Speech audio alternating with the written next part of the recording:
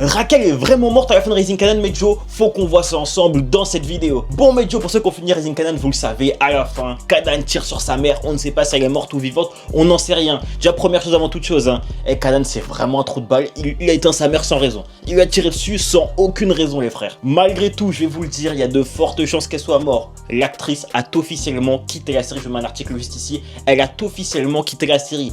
Raquel ne sera pas dans la saison 5. C'est officiel. Donc les frères, si on s'en tient à cette info, il y a de fortes chances pour que Raquel soit vraiment morte. Elle est die, elle est dead, les frères.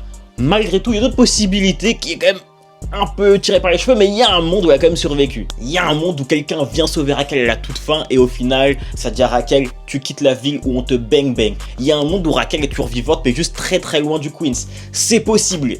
C'est peu possible, c'est peu probable, mais ça reste possible. Il y a un monde où elle n'est pas morte. Après, j'ai quand même globalement l'impression que pour le parallèle, on fera en sorte que, en fait, Kanan tue Raquel. Ça fait un parallèle Tariq, les frères, on l'aura bien compris, il y a clairement un vrai parallèle à mettre en place.